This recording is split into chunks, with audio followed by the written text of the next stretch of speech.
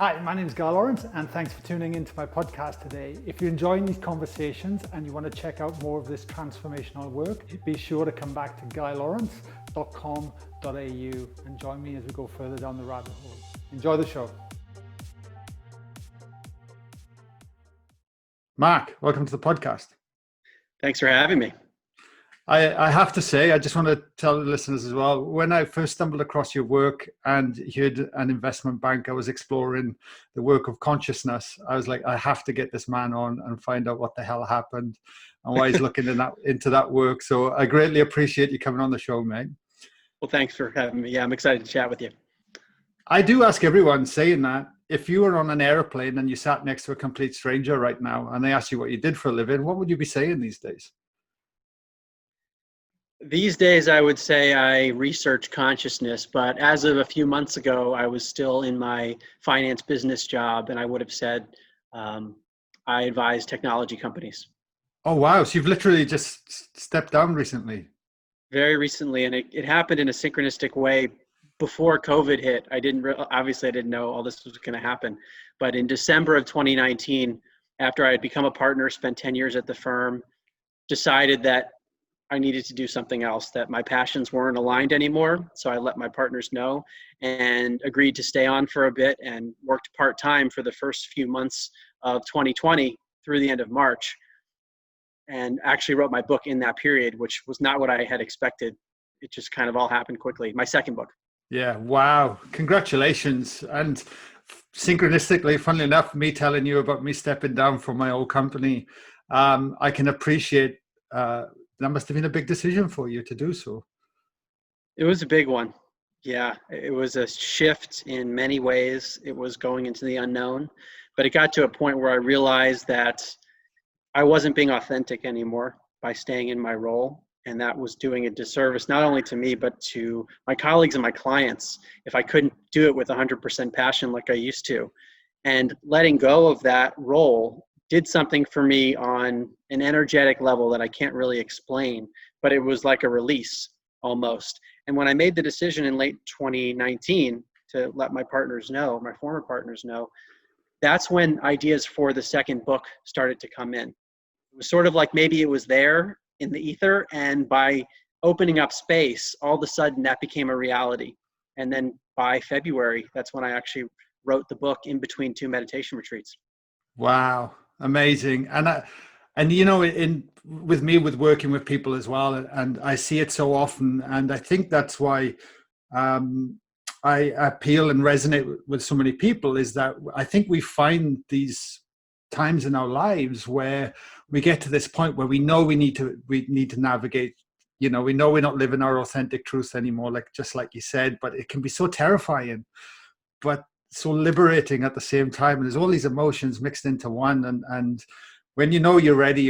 And I think that's when we need to act and not hold on anymore. Yeah, well, it was tricky for me because when I would talk to people about my decision, the logical question is, well, what are you going to do next? And my answer was, I have no idea. And that was difficult because I've always been a planner my whole life, worked in investment banking in New York prior to my previous role, went to Princeton before that, kind of a traditional background where everything's planned out. And here I was jumping off a cliff, really, not knowing what I was going to do, but knowing that I had this other passion, because at that point I had already written my first book and produced a podcast, but I didn't know where it was going to lead. And I still don't know where it's going to lead. Yeah. Wow. Well, you're a brilliant advocate, mate, because I'm getting the feeling if you can do this and find this work and explore this, then I think anybody can, especially because we're so conditioned to be analytical, planned, and come from that side of mind, you know, and tapping into the consciousness, the creative side, the artistic side more is so liberating at the same time, you know, especially if we're only used to operating from the other side.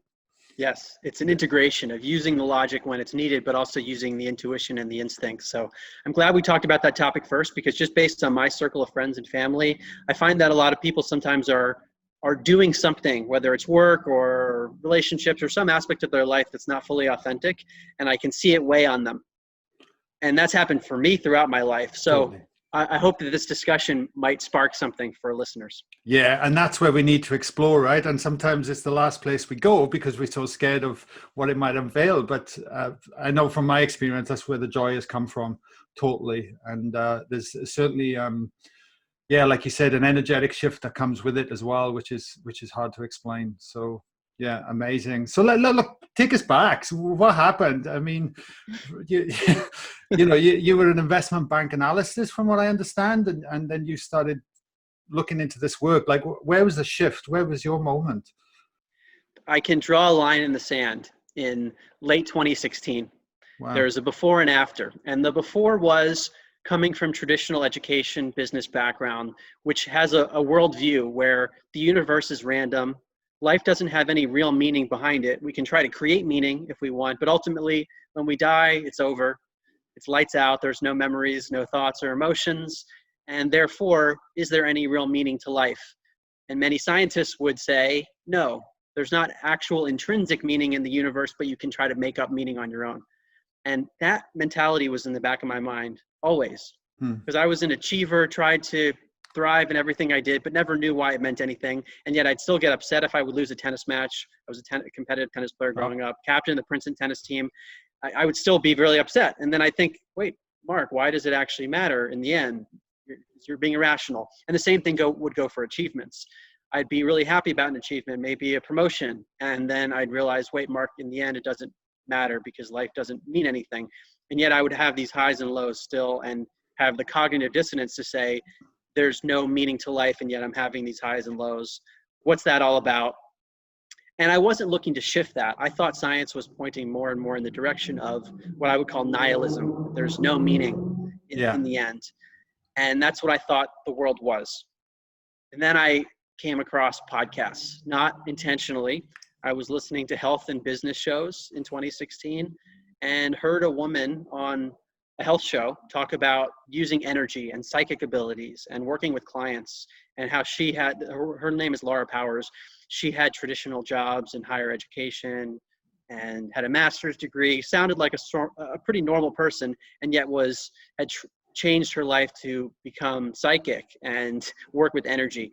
So that one conversation didn't change my life, but it was enough for me to be interested enough in her podcast called Healing Powers.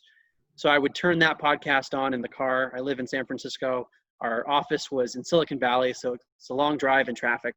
And I would just turn on Healing Powers and listen to the episodes because I was looking for something new. And it was a few weeks of that, of listening to people independently describe their own experiences of things where there's much more to reality than meets the eye, that our consciousness might continue on beyond the body, that psychic phenomena might be real and not paranormal, and that there might be this interconnectivity in the universe that we can't see with our eyes also. So ideas like that, where I heard enough people independently describe things that I couldn't just discount it. And then I looked at the science, and it became all I wanted to do. All I wanted to do was research, read listen to podcasts, watch YouTube, read scientific papers. Spent a year doing that. Originally with, sorry, go ahead. I was going to say, what do you think was the lure at the time? Because you were very open to it. You know, sometimes we can just go dismiss it straight away. Oh, that's bullshit or whatever, and never look at it for another 10 years. You know. Well, I definitely didn't dismiss it, but I also didn't take it that seriously at first. Mm-hmm. It was sort of just interesting to hear what people were saying, and it didn't click. Like, it didn't stick in my mind that the implications of what people were saying. Right. Like the notion that communications with the deceased, some people were claiming to be mediums and talking to dead people. That wasn't clicking for me. That, wait, if they're not lying, is there something to this? And if they are lying, what are they doing? Are they they have a motive? I was just kind of casually listening at first. And when certain people I heard, I guess, were credible enough where it stuck to the point where I wanted to read the science. And that's when the floodgates really opened, because I didn't realize that the US government had run a psychic spying program, for instance, for over 20 years, spending $25 million, or that there were peer-reviewed papers, or that the University of Virginia has a lab, the Division of Perceptual Studies, where they've looked at children with past life memories for the past 50 plus years. Very credible scientists doing this sort of thing. And that hooked me, because I realized that I would have to shift my worldview completely if any of this were real. And on a broader scale, this implied that basically the world, or most of the world, of course not all of it, most of the world was living in a zombie state, completely oblivious to the actual nature of reality, just like I had been. So that pulled me in, and I haven't looked back, really. Wow. Did you ever reach out to, was it the ladies, Laura? And on I does she had such a big impact on you at the time? Yeah, I've mentioned her in my recent book. I talk about her. I interviewed her for my Oh, podcast. okay. Actually, when I started on this journey, I began to do sessions with psychics.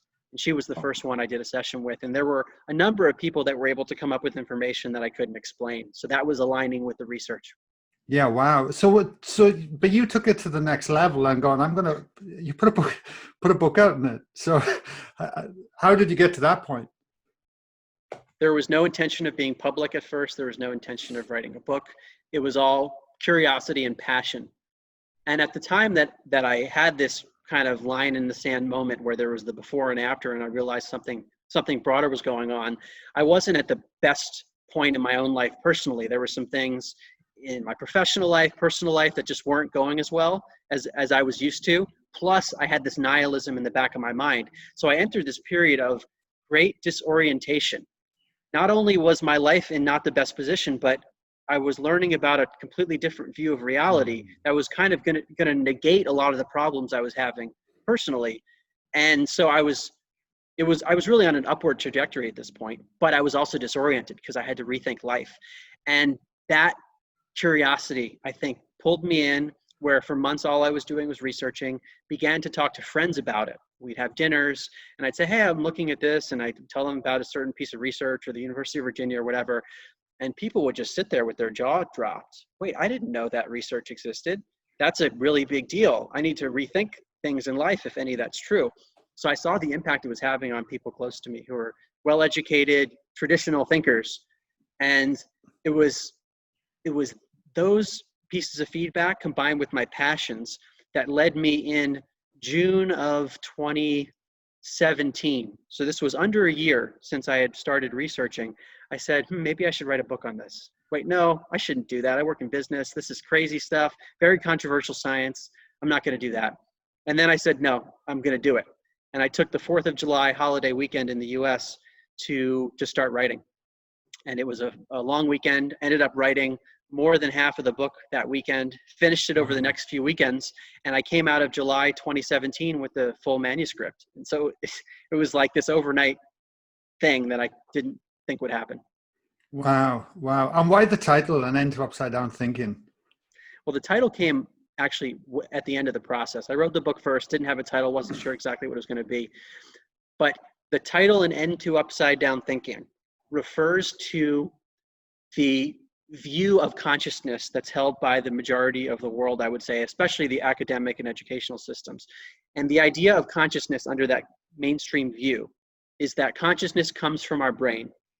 When I say consciousness, I'm referring to the sense of experiencing life, the sense of I-ness. So when I say that I am speaking to you, that I-ness is consciousness. Mm. It's not something I can touch, but it is experiencing right now. It has this ever-present sense of awareness.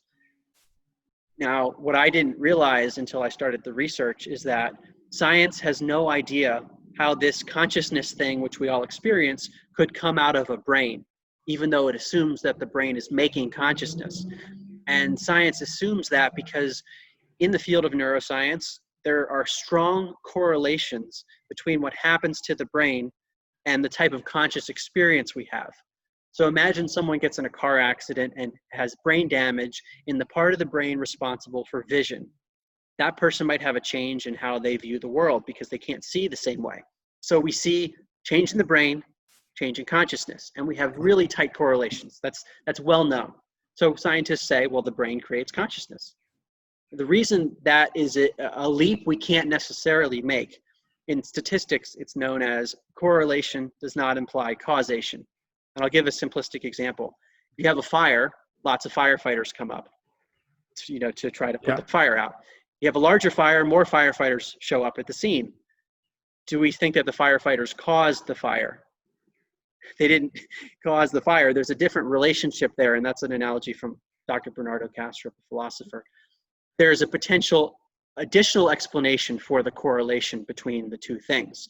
And that's what I argue in an end to upside down thinking. The brain's not creating consciousness. It's the other way around. That consciousness is the fundamental aspect of all reality, and the brain actually limits, restricts, filters a much broader consciousness. Wow. You saying all that, there's two things that dropped into me. One is that I literally had Donald Hoffman on the, Professor Donald Hoffman on the show last week with the case against reality. Yes. And he's breaking down the mathematics and science, the very things that you're actually saying right here, and the argument that's coming in.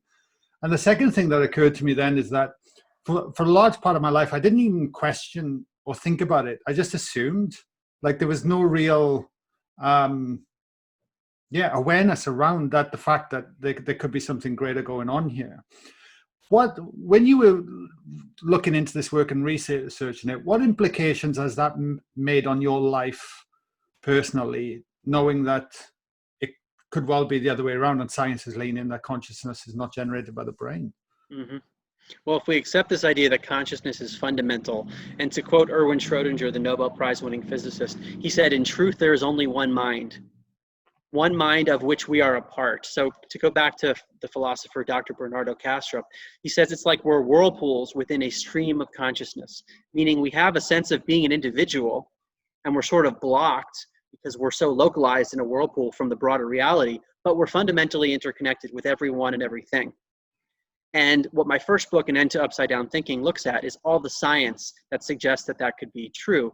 So looking at the reality of psychic phenomena like telepathy, mind-to-mind communication, precognition, knowing or sensing the future before it happens, for example, and also survival of bodily death, meaning that the water doesn't leave the stream when it stops being a whirlpool. The water just changes into a new state. It transitions into a new form. The water might dissolve into the broader stream. And I look at the science behind that as well. So near-death experiences, the science of mediumship, children with past life memories. And it leads me to believe there's strong evidence for the reality of psychic abilities, meaning we all have these innate abilities, even though they're sometimes very, very subtle, and we can't sense them without statistics. Number two, that when our body dies, that's actually the liberation of consciousness. It's not the end of consciousness. We're able to experience a much broader, enriched reality that our brain is actually blocking out. Number three, we are fundamentally interconnected.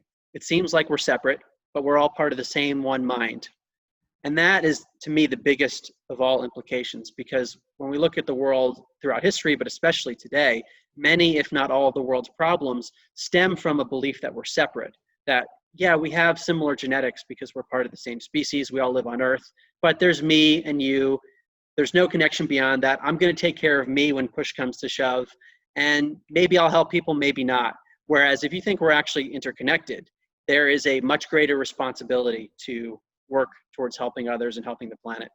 Yeah, and those implications are huge, isn't it? And it's what I'm fascinated with as well with your research is how, like the skeptic out there would say, oh yeah, but because the moment it's not tangible, the moment we can't see it and it's not physical, it's very easy to dismiss this as, vague or loose or, or pseudoscience, So what is science saying? Like, what is showing? How accurate are we talking about? And within the studies that's been turning up, because look, I'm preaching to the converted here, because I've had experiences myself personally where I felt that interconnectedness and beyond myself, of current reality. Like it's happened many times, and through the work, and so for me, I'm very passionate about it, but I can certainly relate to my old self as well that would just go, nah.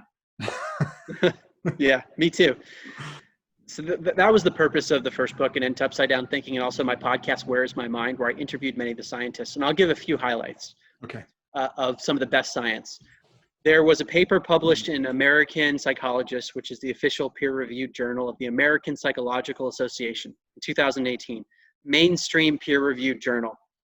And Etzel Cardenia, a researcher at Lund University in Sweden, looked at the combined statistics for studies that have been done on psychic phenomena like telepathy, precognition, psychokinesis, which is the ability for mind to impact matter, Oh, wow. remote viewing, which I had mentioned earlier, like the CIA and the US government ran a program using psychic spying, and probably other governments throughout the world.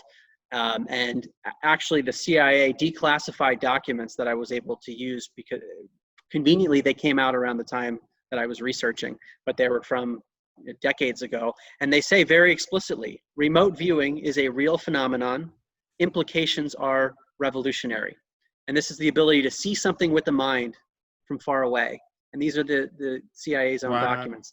So, but anyway, Dr. Cardenio looked at the combined statistics for all these phenomena because scientists have been looking at this for a long time. It's usually discredited for a lot of the reasons you mentioned. And the statistics are overwhelmingly positive in favor of a real effect. So to give a quote from Dr. Jessica Utz, who in 2016 was the president of the American Statistical Association.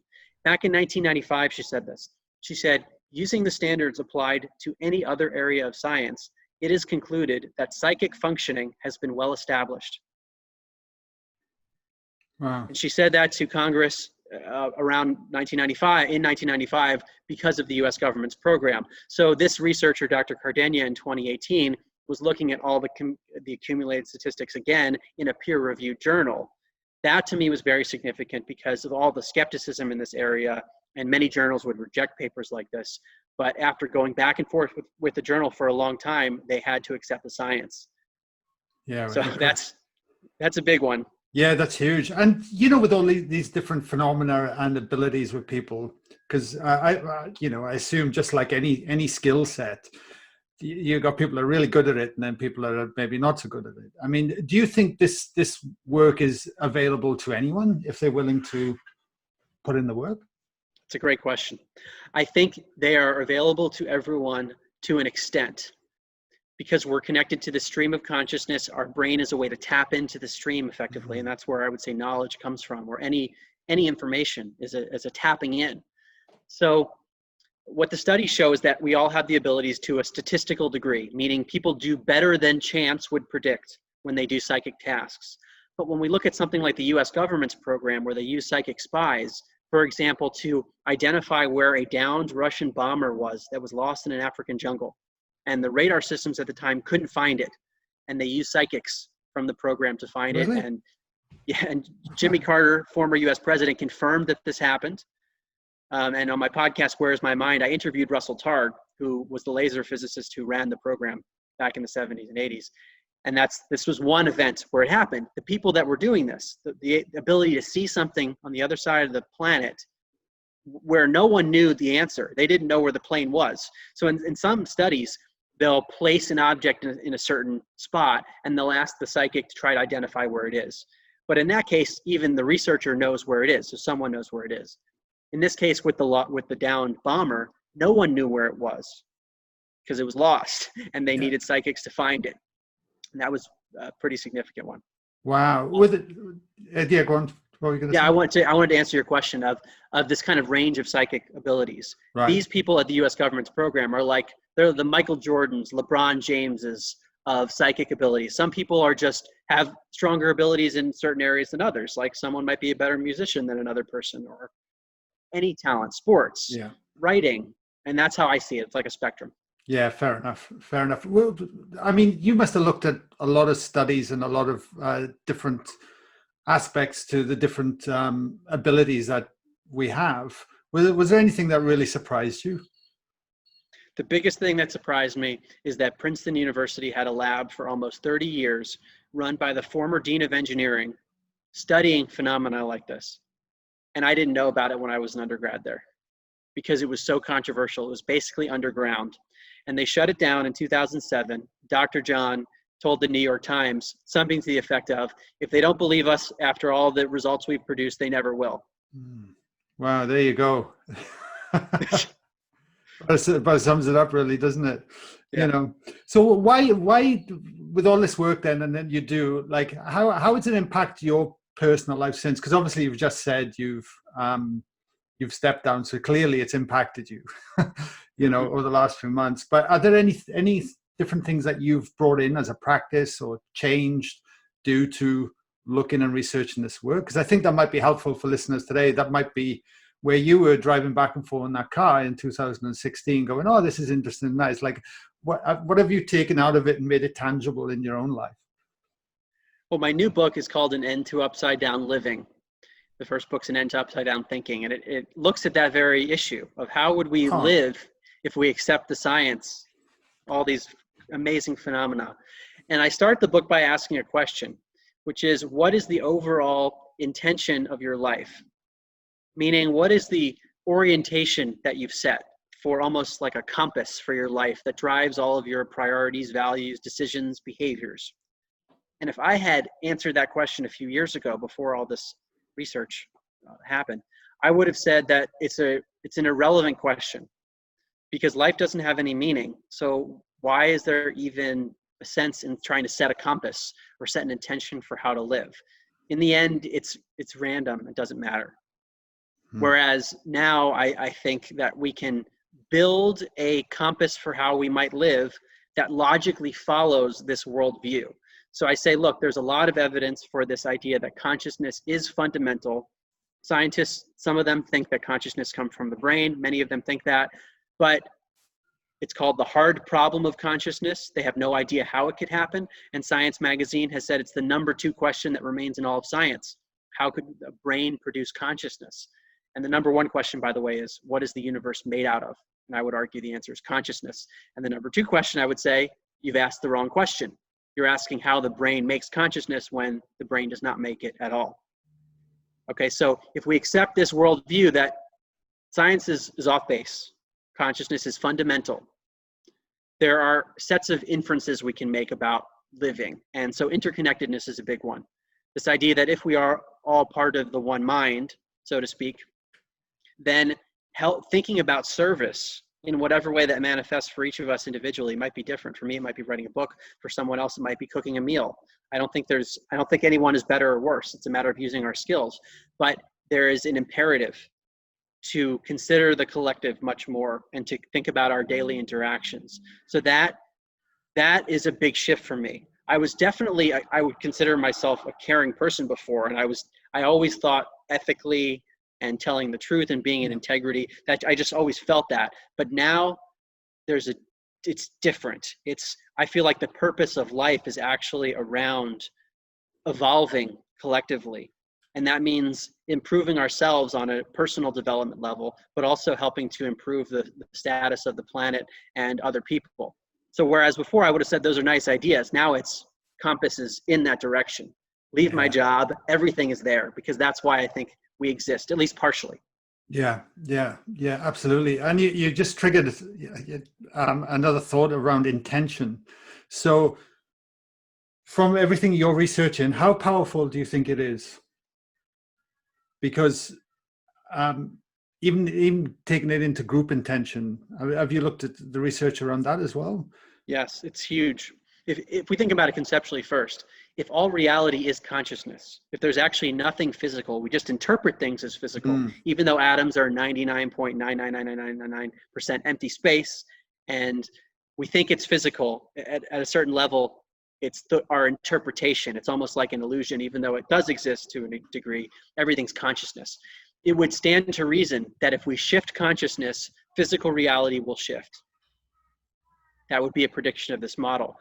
And the study of psychokinesis, which I mentioned earlier, mind impacting matter. I put matter in quotation marks there because maybe it's not even matter. To quote Hans Peter Durr, a physicist, he said, "Matter's not made of matter." It's all energy. It's all right. It's right. Consciousness and properties of consciousness, like energy, vibration, all that. So it would stand to reason that maybe we can impact the physical reality around us with our consciousness. And going back to Princeton University studies, they looked at the behavior of computer machines called random number generators. So these are machines that generate zeros and ones in a totally random fashion. When you look at the string of zeros and ones over a long period of time, you get close to 50% ones, 50% zeros. Now, bringing intention into this, the researchers sometimes asked people who didn't necessarily claim to have psychic abilities to try to influence the machine to make it produce more ones than zeros. And what the researchers find over millions of trials doing different types of random number generators is that there's a small, highly statistically significant effect, meaning the machines produce more ones than zeros, very slightly, and statistics are needed to show that it's real. Yeah. That's also done on a collective level. It's called the Global Consciousness Project, and it's headed up by Dr. Roger Nelson, who used to be at Princeton studying the same stuff, where they set up these machines all over the world. And most people don't even know they're running. They're just generating zeros and ones all day long. And the researchers look at what happens to the machines when there's a big global event that they think might cause people to have an intention or an emotion in the same direction or a similar direction. So 9/11, for example, Princess Diana's death, things like that. They'll examine the behavior of the machines. And they find during many of those events that the machines around the world behave non-randomly when there's a collective shift in consciousness. Yeah, there you go. It's fascinating. I know the HeartMath Institute have been looking at a fair bit of that work as well, which led me to it initially. But it does make me ponder as well about intention and how most of us go through the day unconscious. We don't really think about what we want to get out of our day or the direction of what we're doing. We can find 5-10 years have skipped on by, and life is just pushing us along as opposed to intentionally creating it. And I found by harnessing that intention more and more, my life shows up for me more and more in time.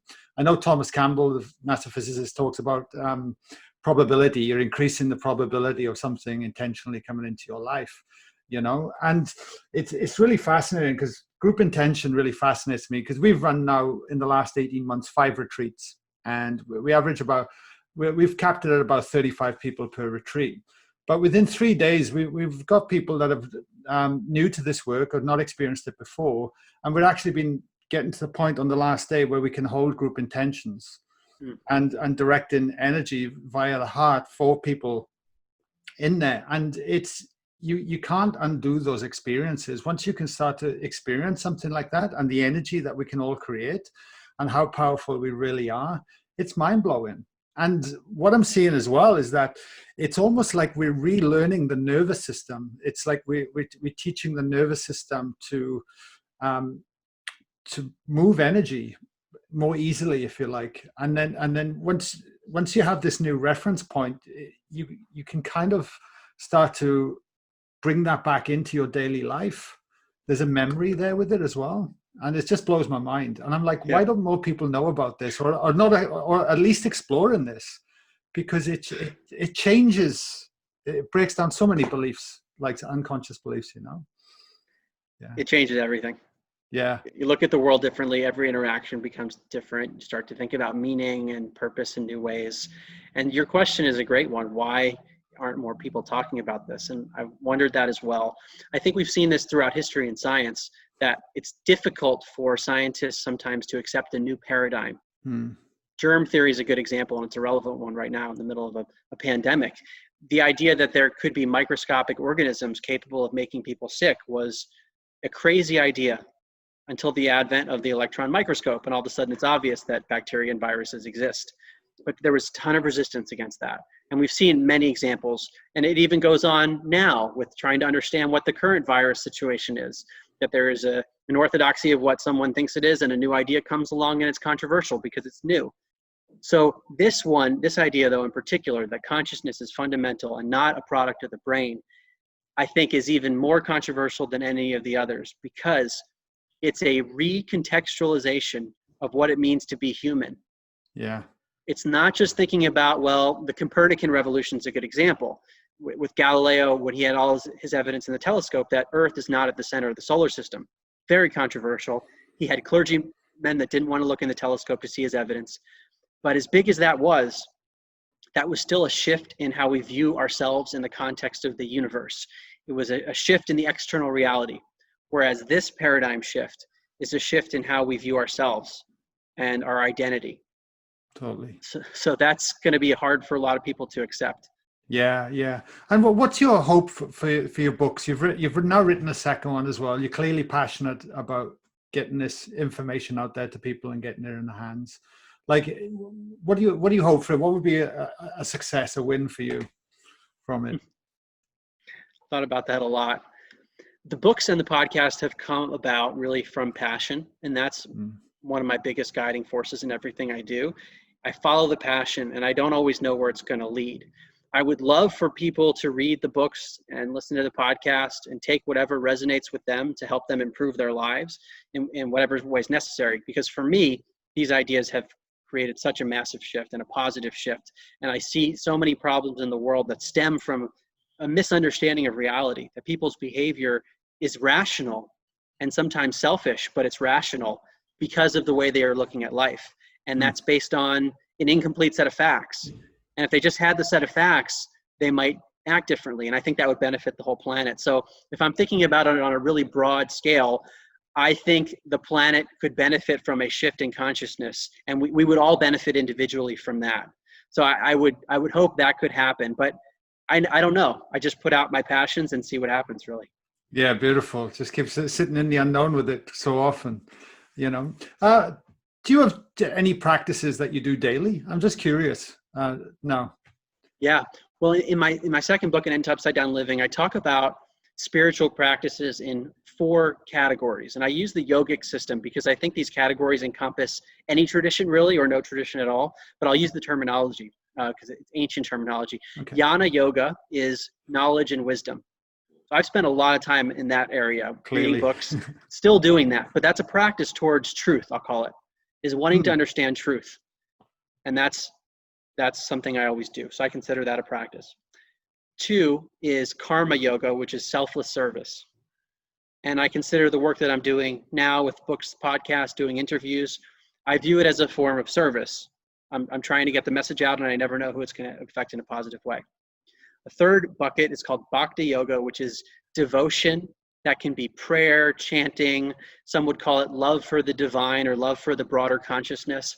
And the way I look at that personally is more in an abstract way, that the work that I'm doing is my desire to help the greater whole, which is a form of devotion, at least for me.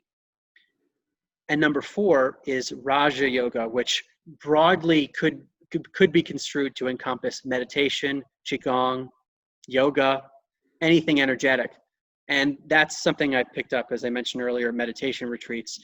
Within the last 6 months or so, meditation's become huge for me, and I've had all kinds of crazy energy experiences where I went from not being able to sit for 15 minutes to going on 2 silent meditation retreats. One was 6 days, one was 5 days within a 3-week period. And then I went on a stretch of 5 to 10 hours a day of meditation for several months, and I'm still in that mode. Wow. And you find there's, because I'm just speaking from my experience, I don't want to put words in your mouth or anything, but I found once I accepted and started leaning into this work more and more, there was a quickening of the shift of the changes that were happening in my life. And then it was like, okay, I've really got to just surrender into this fully, or I'm going to keep clinging on to different parts. And then the more I lent in, the quicker it became. And then off it goes. Are you finding that? Completely. And this goes back to, I think, setting the compass and setting the intention for our life. When it becomes a strong intention rather than a casual one that maybe an hour a day I'll think about, when it becomes your whole life, I found that physical reality in ways that I can't understand shifts around me, that my life circumstances shift and the people coming into my life shift, and anxieties that used to be there are no longer there, for example. It kind of starts to melt away because my focus has shifted in a new direction, the things that I'm most passionate about and care about. And I've seen that with other people around me. Yeah, wow. And one other question, because I keep relating back to the listeners as well, just before I move on, is that, did you find you were like a closet kind of, I don't know what the term is, geek or spiritualist or whatever it is, like looking at this, but frightened to talk about and have topics? Because I was terrified. Honestly, I was having all these shifts and experiences. But the more I accepted and started leaning into my truth and opening up and just trying to be unconditionally me, the more things moved as well.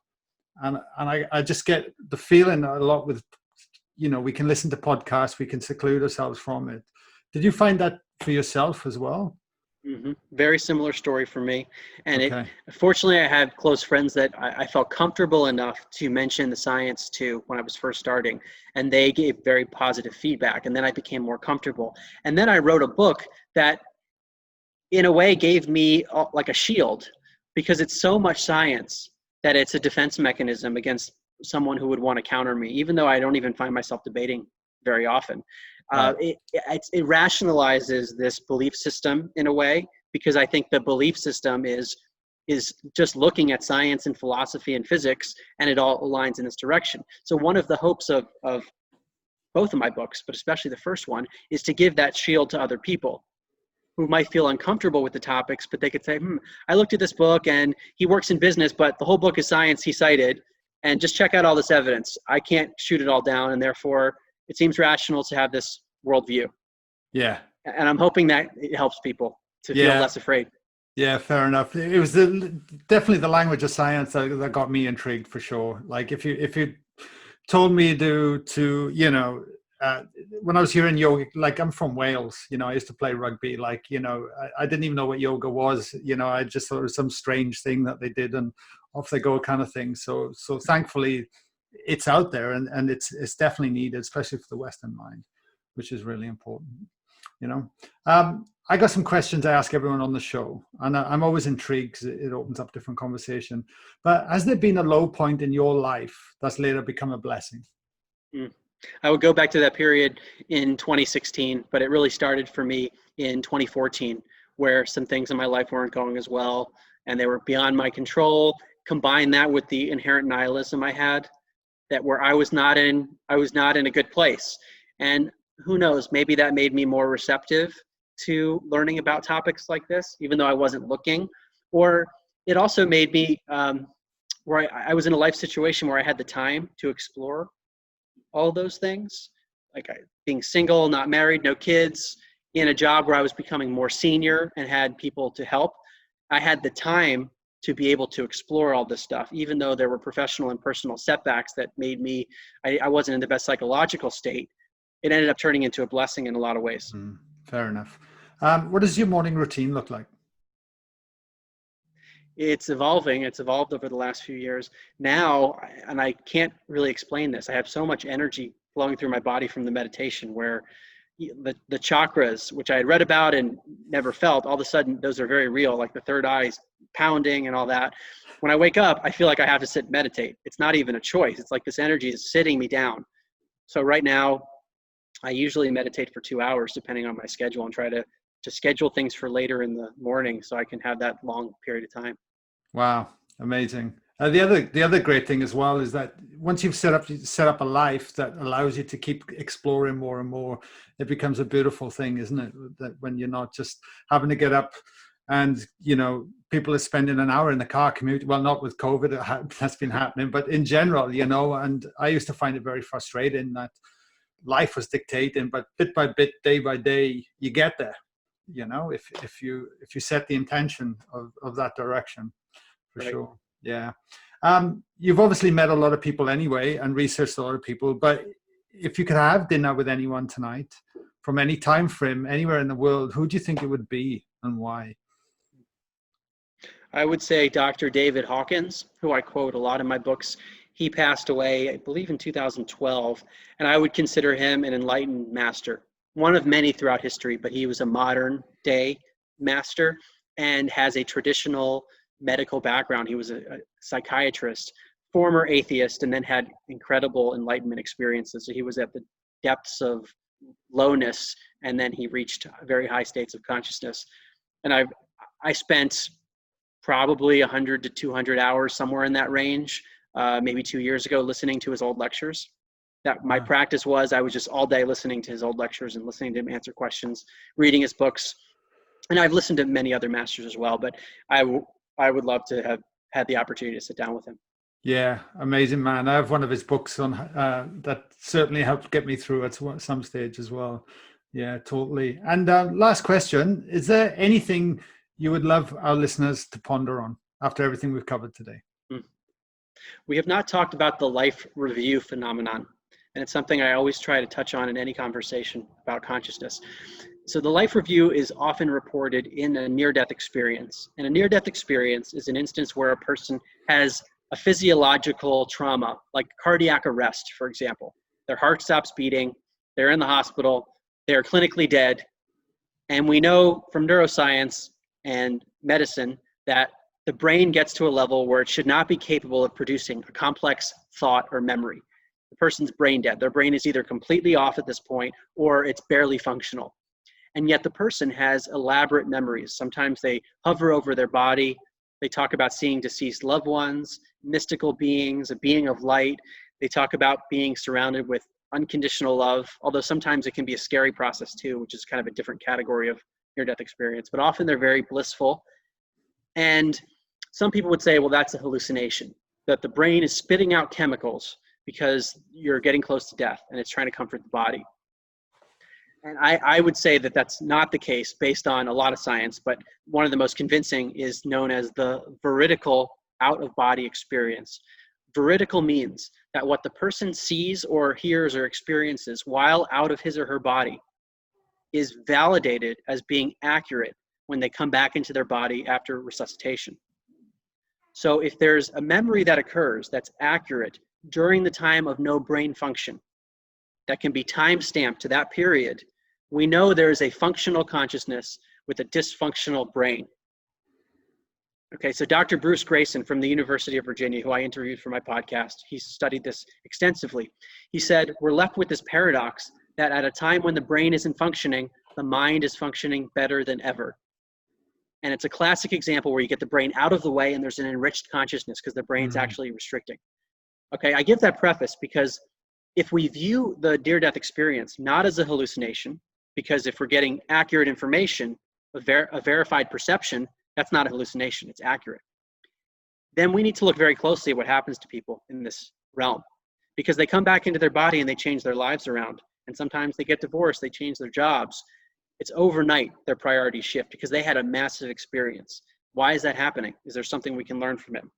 And I would say yes, that we're getting insights into this broader realm that we just don't have access to in a body most of the time because our brain's filtering it out. So the life review is not reported all the time, but it's reported sometimes. And this has been thousands of years, a near-death experience has been reported. People relive their lives in a flash. So all the events in their life, no matter how big or small, they say that they re-experience them where time is altered somehow. And it's like, in a split second, this is happening. It's not only from their own personal perspective, though. It's from also the perspective of the people that they impacted. And I'll give an example from Dannion Brinkley, who I interviewed for my podcast as well. He's had 4 near-death experiences in his life.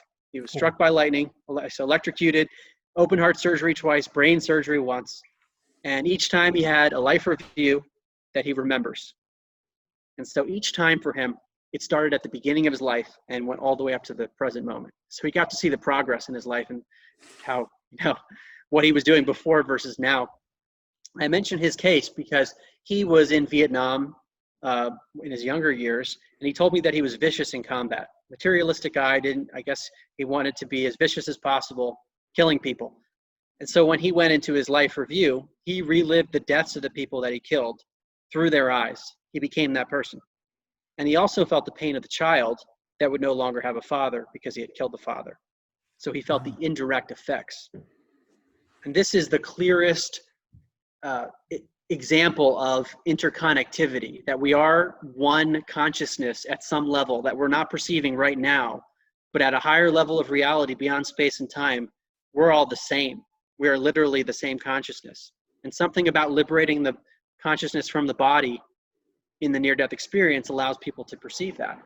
So when someone like Dannion Brinkley comes back to life and talks about this, I mean, he became a hospice volunteer, number one, but he talks about, just like many other near-death experiencers, it's sort of like getting the answer to the test. What you end up caring about when you see your life review is how you treated people, the joy you brought versus the pain. And it's not always the big things. One of the big themes is the little things in the life review are the big things that you care about. So it's treating the cashier well, because if you don't treat the cashier well, maybe in the life review, you see how that negative interaction you had caused the cashier to be in a worse mood, which impacted every other customer in the line. And you see the rippling effects of it.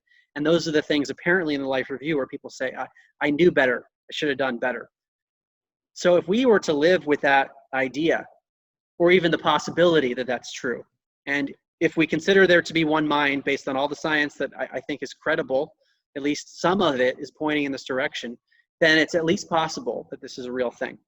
And that probability, that non-zero probability, is enough for us to rethink every interaction throughout the day and the rippling effects. So just this conversation that we're having right now, the fact that you're willing to have a conversation like this and put it out there to the world, who knows who will hear this at any point in history and what that will do for that person. And one last thing before we close up this question. There's a theory called chaos theory, and the butterfly effect is within that. This idea that small changes can have a big effect.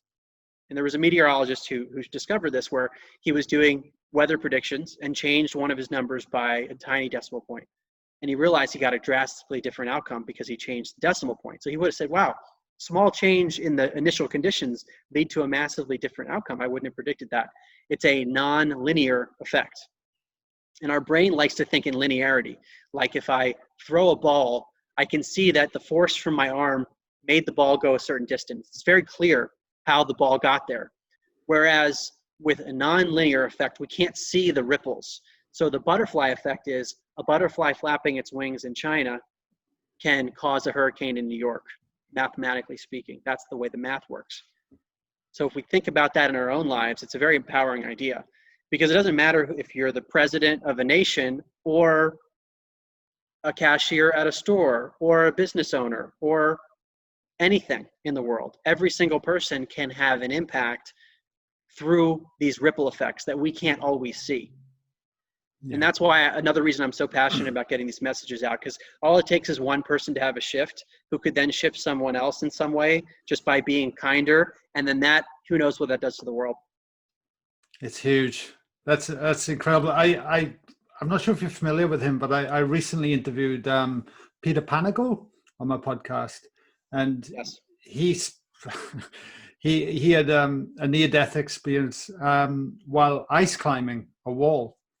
And he spoke of everything you just said, everything, and it sat with me for days, because he spoke about it in such vivid detail and everything that going on. And he had 2 near-death experiences, and I was just like, wow, it really makes you think about everything, which is a beautiful thing, and that's an incredible place to end this show.